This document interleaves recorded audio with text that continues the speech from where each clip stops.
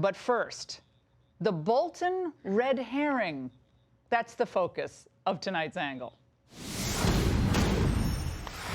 I'm beginning to think I'm just a complete masochist because I was back on Capitol Hill today to sit for the second time in the Senate gallery and observe this travesty of an impeachment trial. While, of course, it was great to hear from the defense team, especially Dershowitz's tour de force constitutional argument, which I just referenced, I walked away even more disgusted over what the Democrat House has done to America. And if it's even possible, I'm more outraged that the four squishy senators in the Republican Party are toying with prolonging this national nightmare. In an utterly predictable turn, the resistance media went gaga when word leaked last night that John Bolton supposedly dropped a bombshell, a leaked secondhand account of his upcoming book. The media was sure that this would alter the course of Trump's impeachment. Bombshell revelations from former National Security Advisor John Bolton. Explosive new details. Bolton bombshell has just absolutely shaken Washington. A seismic shock hit Capitol Hill like a thunderbolt.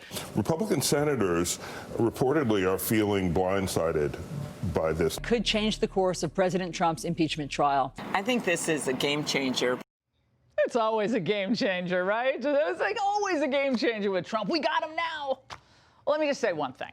As someone who's actually written 5 books, working with some of the top publishing houses in the United States as I have, I know how this little game goes. Let me explain it to you. It's all about hype, because publishers have to hype a few choice tidbits in desperate hopes that they're going to make back the advance they probably shouldn't have shelled out in the first place. Nothing that John Bolton writes in a book, or would testify to, frankly, during the Senate trial, changes the basic facts that all 100 senators know. Let me go through some of them with you. Number 1, President Trump did sell Javelin anti-tank missiles to Ukraine. Obama never did. Here's the other thing. They got their money long before schedule. They got all their money. Why isn't Germany paying? Why isn't UK paying? Why isn't France paying? Why aren't the European nations paying? Why is it always the sucker, United States? That's exactly, by the way, how he started his call with Zelensky, just hitting the NATO member nations for not chipping in more. That was how the call started. No one ever talks about that. Number 2, on September 25th, President Trump did meet with Ukrainian President Zelensky and expressed his desire to do so on a number of occasions before that, including on the July 25th phone call.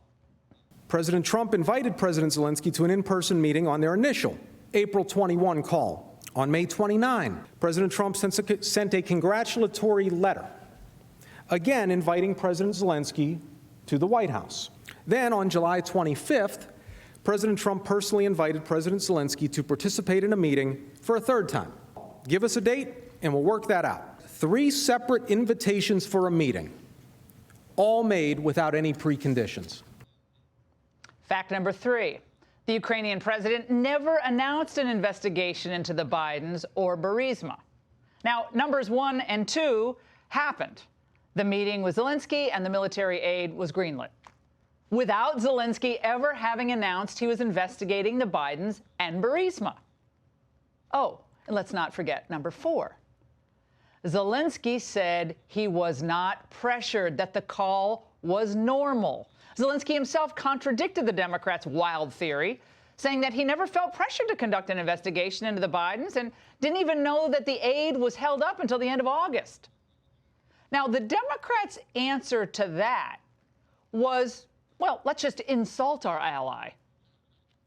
President Zelensky doesn't want to be used as a pawn. He doesn't want to be drawn into U.S. politics.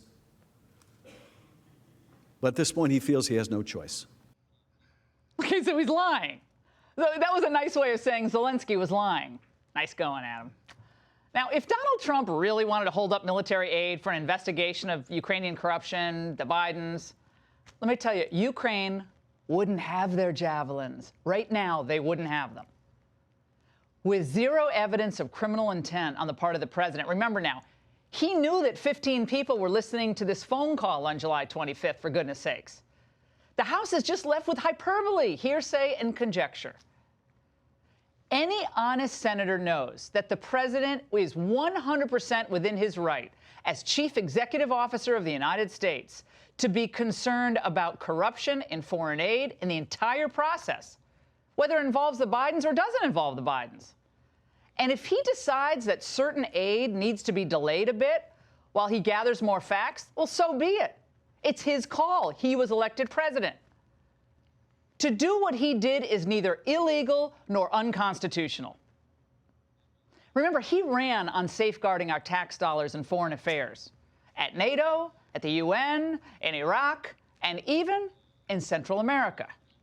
This past summer, the administration paused, reviewed, and in some cases canceled hundreds of millions of dollars in foreign aid to Afghanistan, El Salvador, Honduras, Guatemala, and Lebanon, at the very same time that the Ukraine aid was paused.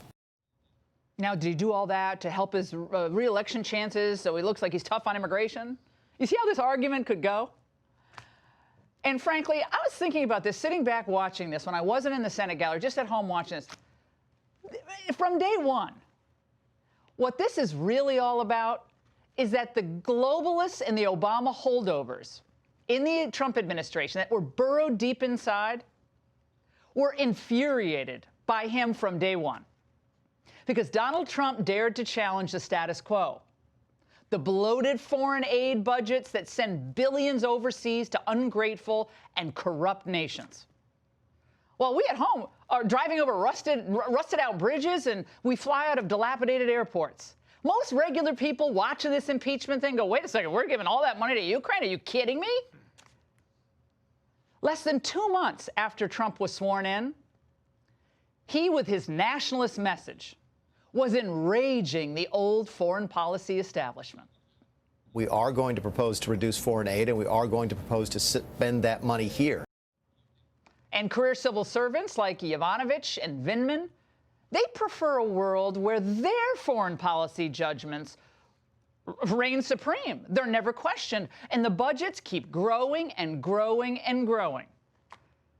Because people like that, they kind of fancy themselves as global sophisticates, smarter than the president, smarter than you, that's for sure. And as for John Bolton, well, it's really disappointing if he ends up being just another think tank type trying to cash in on his time in the White House. You know, I like Bolton. He's been on the show a number of times, but he's a neocon who never should have been hired by Trump in the first place. But again, as you heard tonight from the impeachment team, policy differences should not lead to an impeachment. And the only reason anyone cares about what Bolton has to say is because he was Trump's national security advisor, period. We do not need to hear from him or read what he writes. Again, none of what he could say and none of what he could write could change the facts as they occurred. It is long past time to put an end, a merciful end to this impeachment fiasco. Now, I say this, by the way, despite the fact that impeachment has been a huge ratings boon to the Ingraham angle and, frankly, all of Fox News. Congrats to all my colleagues. Now, if you're a senator and if you've listened to both sides the past week and you're telling us you still haven't decided how you're going to vote in an ultimate verdict, here's my message to you. Resign. You shouldn't be in the Senate.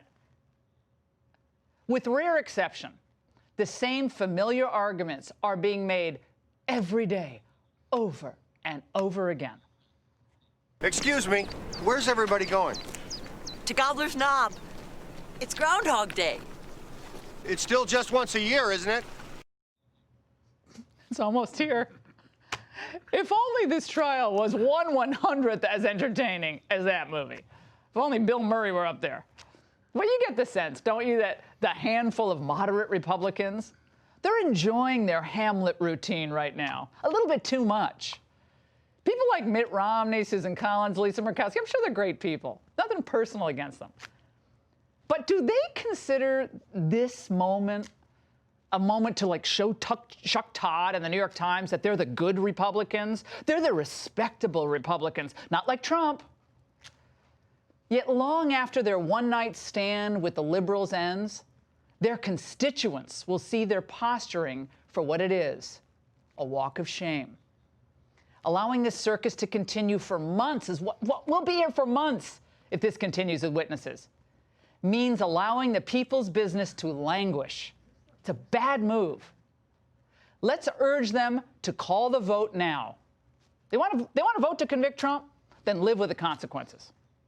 The Senate switchboard is 202-224-3121. 224-3121. We're going to put that up throughout the show tonight. I want you to make a phone call.